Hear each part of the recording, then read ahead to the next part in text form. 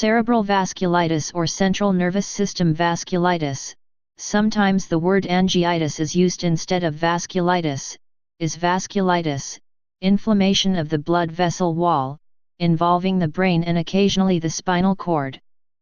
It affects all of the vessels, very small blood vessels, capillaries, medium-sized blood vessels, arterioles and venules, or large blood vessels, arteries and veins. If blood flow in a vessel with vasculitis is reduced or stopped, the parts of the body that receive blood from that vessel begins to die.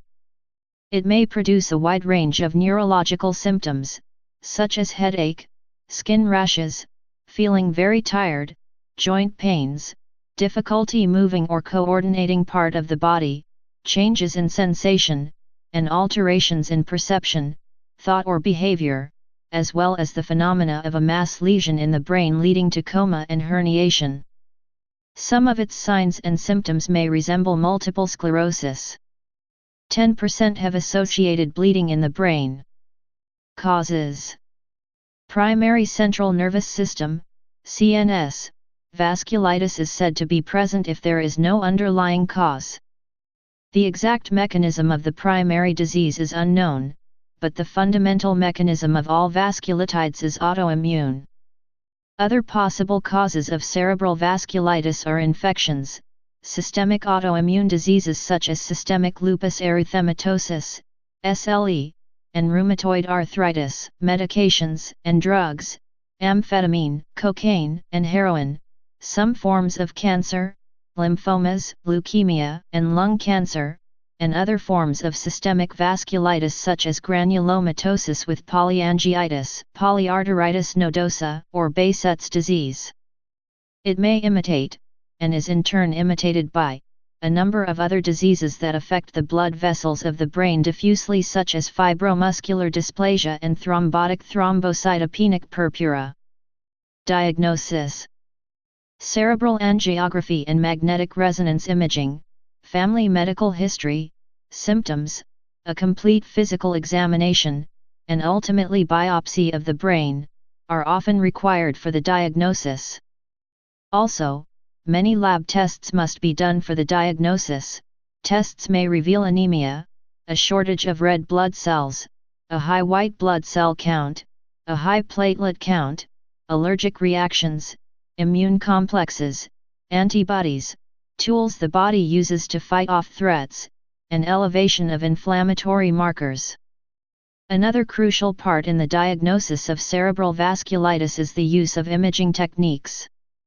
Techniques such as conventional digital subtraction angiography, DSA, and magnetic resonance imaging, MRI, are used to find and monitor cerebral involvement. Treatment: treatment is first with many different high-dose steroids, namely glucocorticoids. Then, if symptoms do not improve, additional immunosuppression such as cyclophosphamide are added to decrease the immune system's attack on the body's own tissues. Cerebral vasculitis is a very rare condition that is difficult to diagnose, and as a result there are significant variations in the way it is diagnosed and treated. Specific diseases: giant cell arteritis, GCA, also known as temporal arteritis. Symptoms: fever, general uneasiness, weight loss, inflammation of the muscles causing stiffness in the shoulders, neck, and or upper arms, persisting headache, pain in the jaw or ear while eating, double vision, partial loss of vision or blind spots. On rare occasions, stroke. Diagnostic criteria: 3 or more of the following 5 criteria must be met. Age 50 years or more. New developed headache. Tenderness of the superficial temporal artery. Elevated sedimentation rate, at least 50 mm/hour, blood test that reveals inflammatory activity. Giant cell arteritis in a biopsy specimen from the temporal artery. Takayasu's arteritis. Symptoms: starts with nonspecific symptoms such as localized joint pain, fever, fatigue, headaches, rashes, weight loss. Diagnosis usually does not happen until the blockage causes deficient blood flow to the extremities or to a stroke. Diagnostic criteria. 3 or more of the following 6 criteria must be met. Age when disease starts is under 50. Decreased brachial artery pulse. Systolic blood pressure differs by more than 10 mmHg between arms. Cramping caused by exercise in the extremities. Abnormal sounds, through stethoscope, over subclavian arteries or abdominal aorta. A narrowing or blockage in the aorta, its primary branches, or large arteries as seen through a radiograph of the arteries. Treatment therapy. 50% of patients respond to corticosteroid therapy alone in early phases. Methotrexate or azacitidine are an alternative to corticosteroid immunosuppressants. There have been studies on mycophenolate mofetil and anti-TNF therapies. In Takayasu's arteritis, it is vital to combine drug treatments, often with low-dose aspirin or statin. Polyarteritis nodosa, PAN. Symptoms. Systemic illness with fever. General feeling of discomfort or uneasiness with cause difficult to identify. Weight loss. Arthritis. Black discoloration of skin primarily on the extremities. Severe inadequate blood supply to the extremities. Ischemic stroke, hemorrhages and a progressive encephalopathy with or without seizures may occur. Diagnostic criteria. 3 or more of the following 10 criteria are required. More than 4 kilograms, 8.8 pounds, weight loss. Lace-like purplish discoloration of the skin, livedo reticularis. Testicular pain.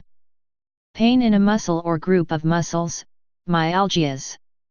Damage to peripheral nerves. Elevation of blood pressure by more than 90 mmHg. Creatinine levels in the urine greater than 1,5 mg/dl. Hepatitis B or C virus antibodies. An aneurysm or occlusion as shown in a pathologic arteriography.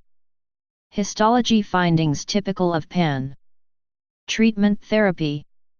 In PAN not associated with a hepatitis virus, prednisone and cyclophosphamide therapy. In case of emergency, plasmapheresis may be tried. In PAN associated with a hepatitis virus, combination therapy of prednisone along with a virostatic, such as lamivudine, hepatitis B, or interferon alpha and ribavirin, hepatitis C. Granulomatosis with polyangiitis, GPA. Formerly known as Wegener's granulomatosis.